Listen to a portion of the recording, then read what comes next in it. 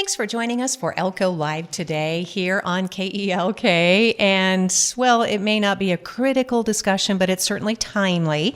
We have our favorite local historian in studio. Jan Petersen is sitting across from me. And, well, Jan, merriest of Christmases, happy holiday season, all the good things rolled into one. I thought today we would kind of chat about some cool Elko holiday memories since you grew up here, right? Well, I grew up here and I'm semi-old, and it's just fun to reflect on what goes on and what has gone on and the traditions that we continue. We were visiting the other day some friends and talking about how much we appreciate living in our own little cloistered life here in Elko, Nevada. We have a community closeness that small towns in Nevada, which is my only experience, Carlin is a wonderful, close community, and they take care of each other, and they care for each other, and, a crisis comes up or a happy celebration comes up, and the whole town embraces it and joins in. They've taken in, sort of as I'm calling them foster children, the Battleborn Academy. And at the Battleborn Academy, kids stay for, it's roughly a semester, and then they move on. But they're giving them a whole-rounded, the Carlin community and the school, a whole-rounded experience. The kids there are now going to the ball games and cheering and learning of those extracurricular things that are so vital to that high school experience. High school is, of course, classes and learning and getting ready to launch into the world, whether it's going into a trade or going to trade school or going to college. But it's meeting your friend in the hall and having lunch with your friend somewhere and the after-school stuff. I guess because you and I were always involved in that, it's just part of our background, but it forms those friendships and those relationships, and you learn how to volunteer and be part of a community. So I really admire the entire community of Carlin for what they've done.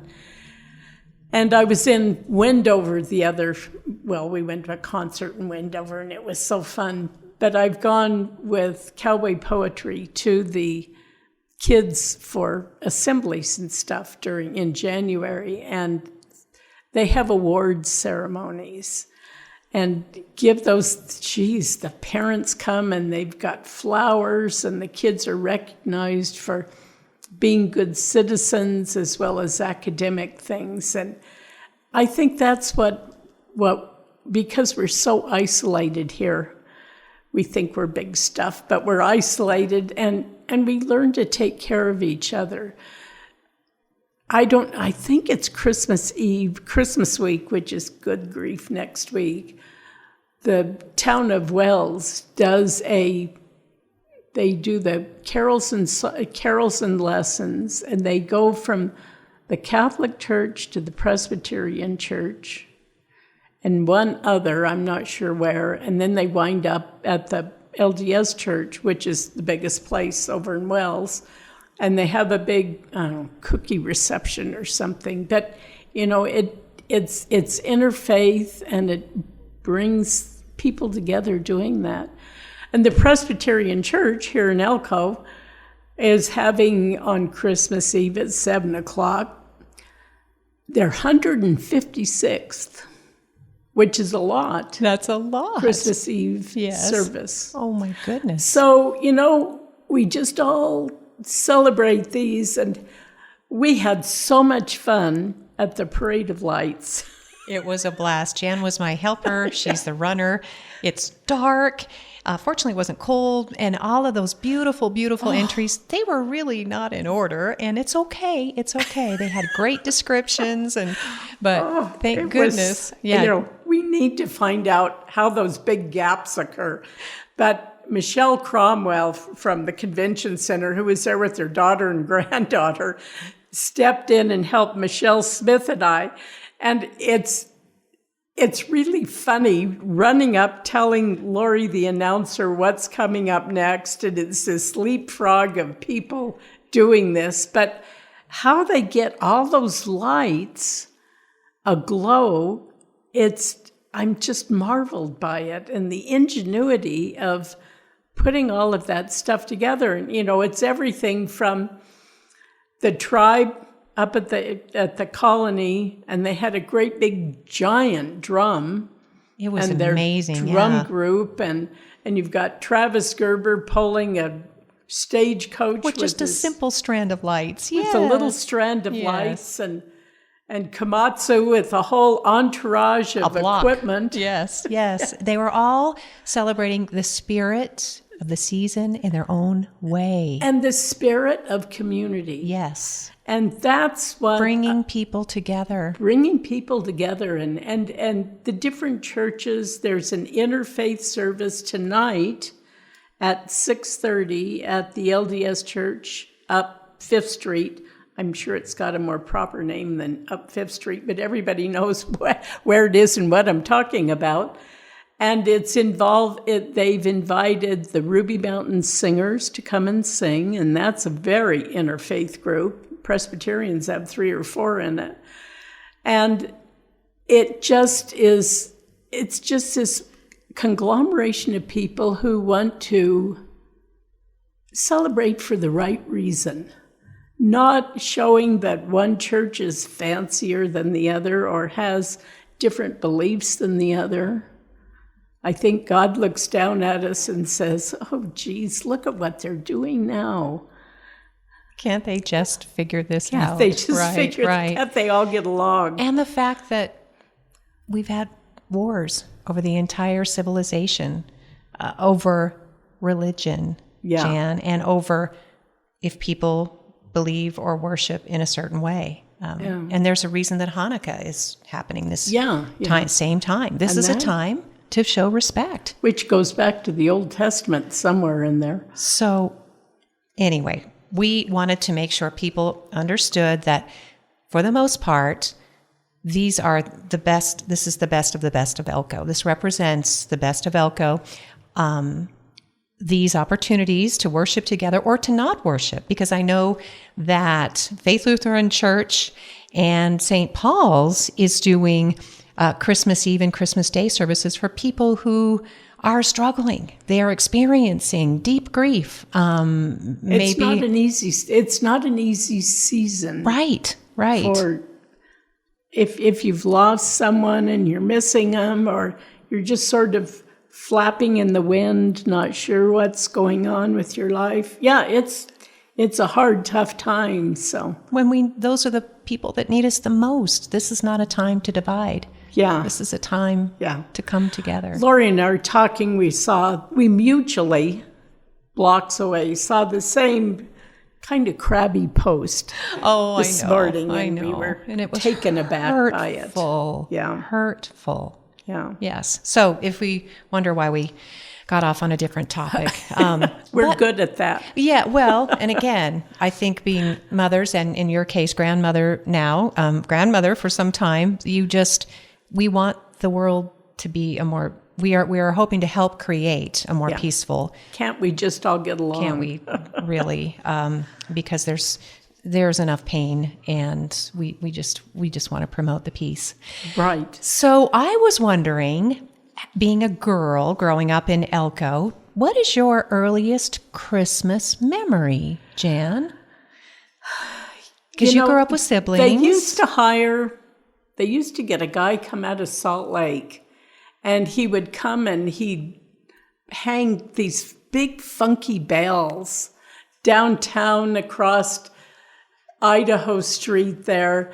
And this was when the shopping district really was from Penny's at 4th and Idaho, that block, and maybe a little bit, then the next block was the courthouse, but then across the street there were small grocery stores, and over on the other side of the street was the ever wonderful Sprouse Rights, which is now Ruby's, the sports bar, and Lori Ayala had a whole bunch of stuff going there during the Snowflake Festival. So it's sort of a sports bar / family place in other times.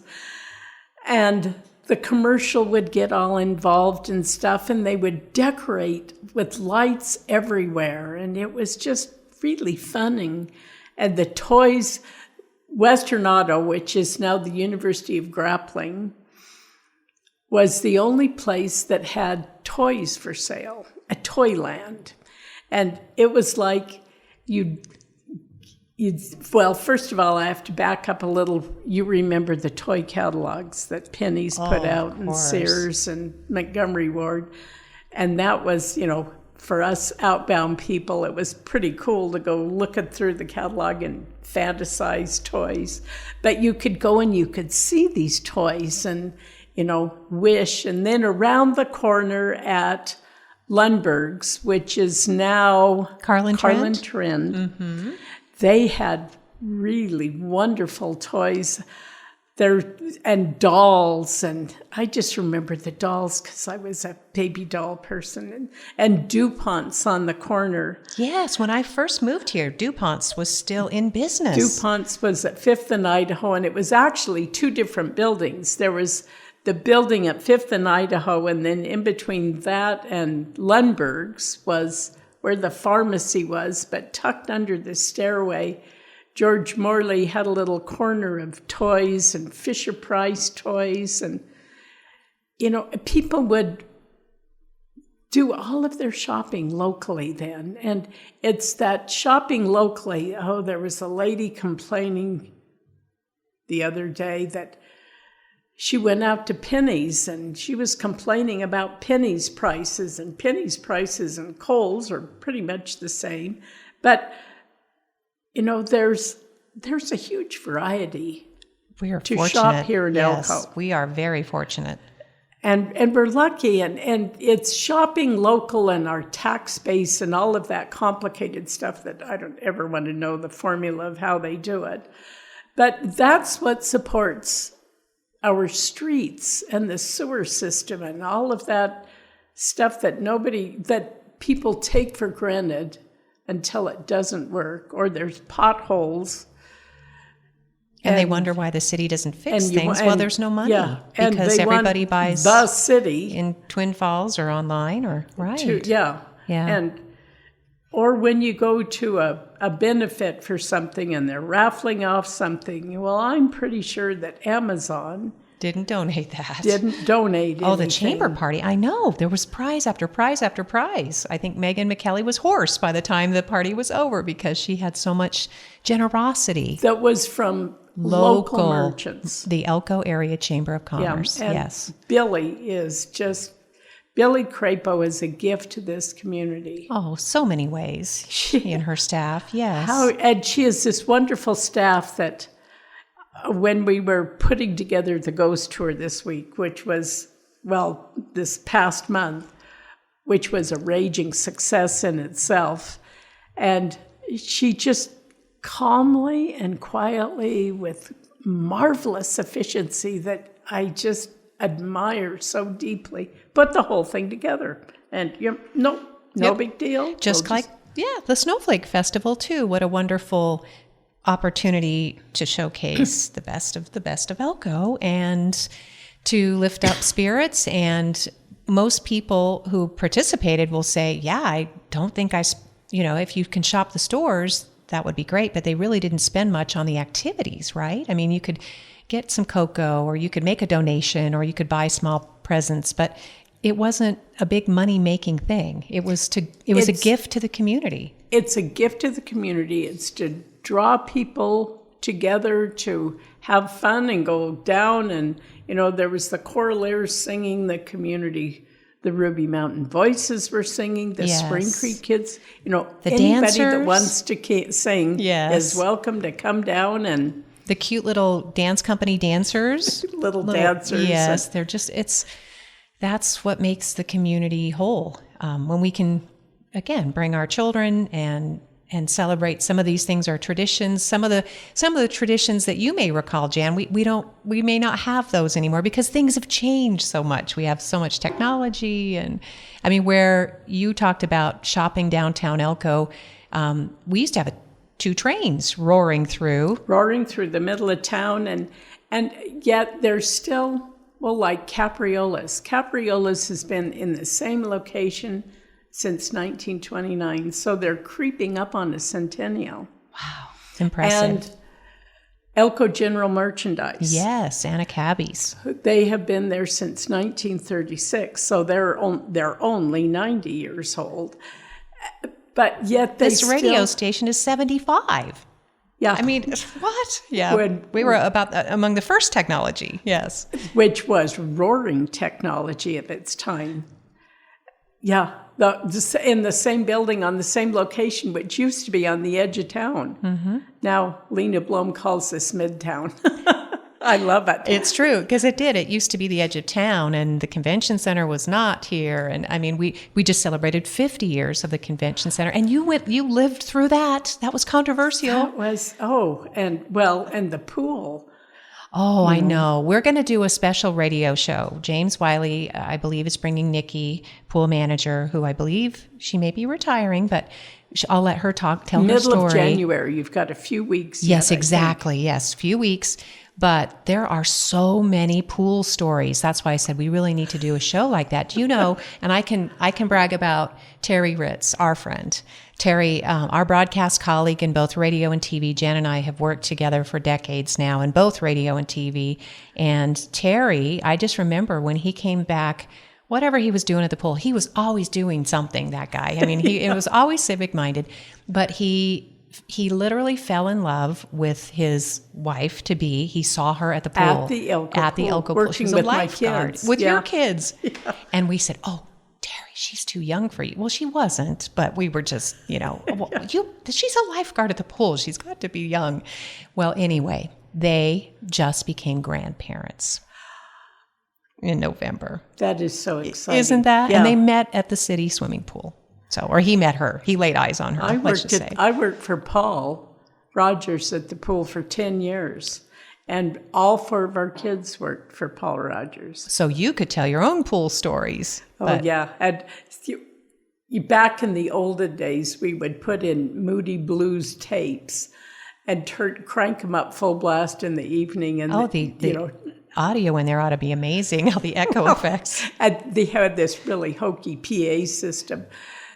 And every once in a while, the adults over at the Little League Park would come over and say, "You're way too loud." You're kidding. Which never occurred to us. We were blasting out the Little League games. The teenagers blasting Moody Blues from the city swimming pool and disrupting the baseball or softball, I guess it would have been. Little League's hardball. So did Stu Ryder play softball, right? Did you ever see him play?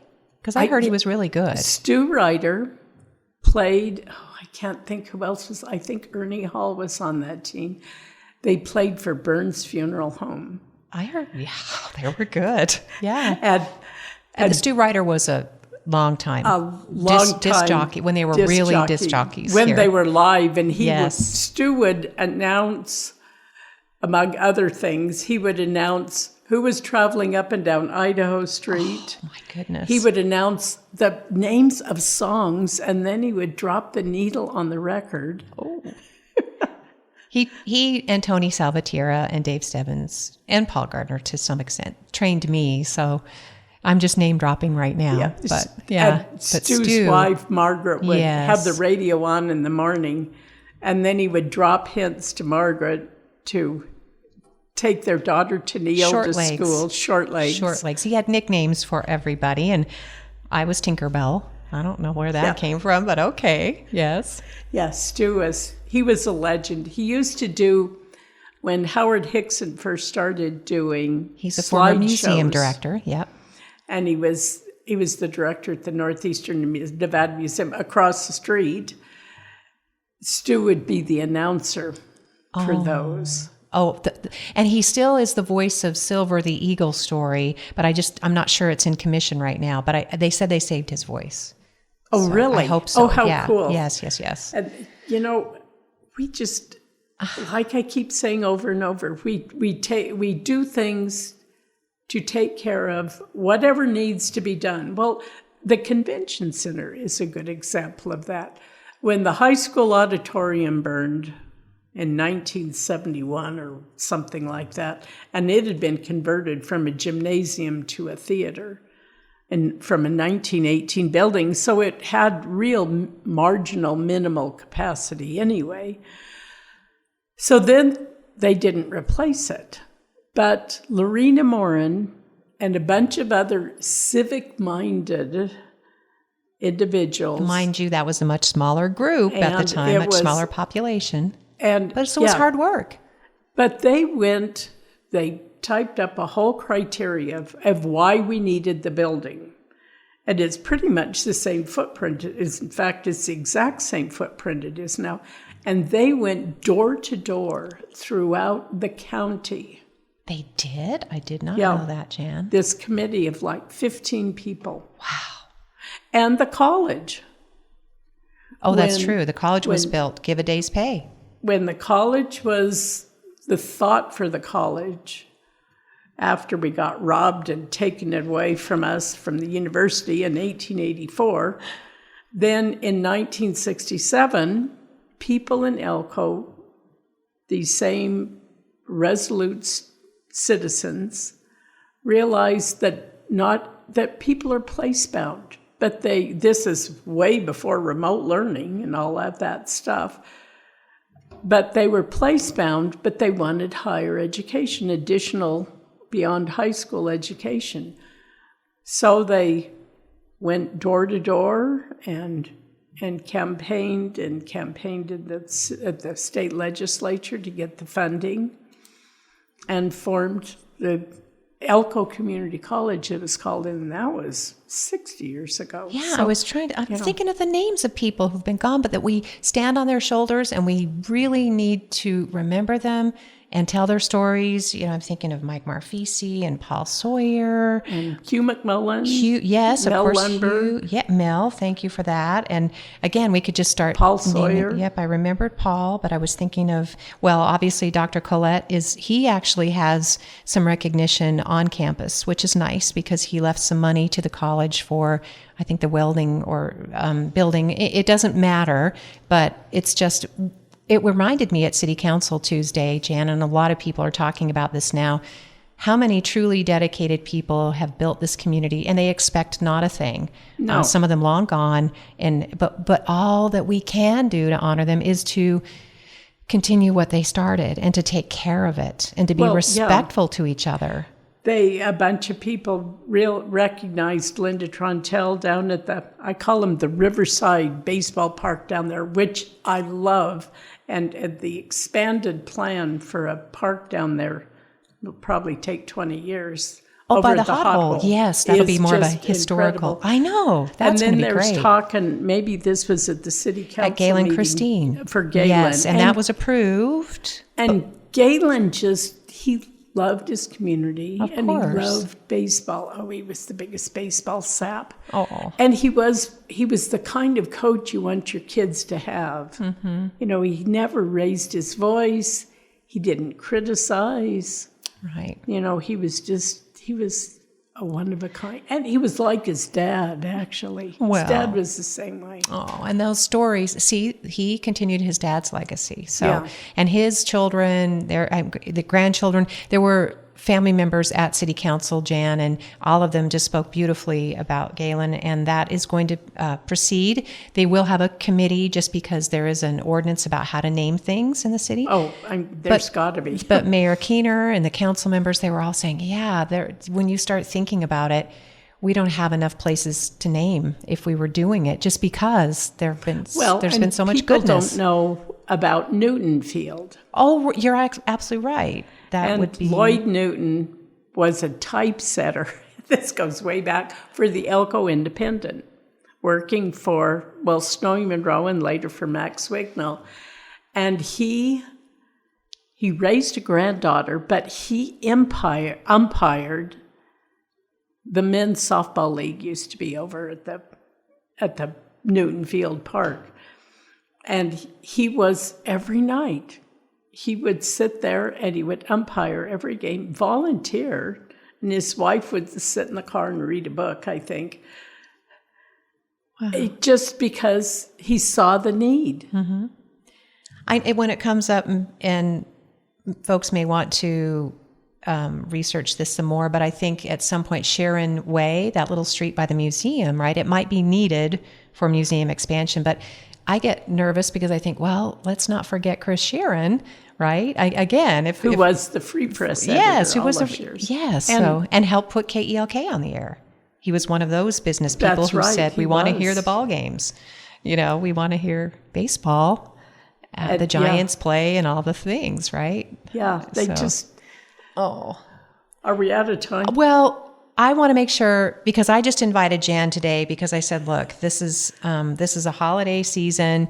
There are so many happy happenings, and you are among the people who have contributed so much to the community, Jan. So my dad volunteered. I don't know any different. Of course. Well, thank goodness though, and you contribute, you've stayed, and look at what a huge difference it makes. Thank you. Yes. So I have to give a quick plug. Please. To the Presbyterian Church is having an all faiths come as you are Christmas Eve service. It'll be about an hour from 7 to 8 on Christmas Eve night. And we'll close with the candlelight silent night, like we always do. Wonderful. And are there little children reenacting the manger?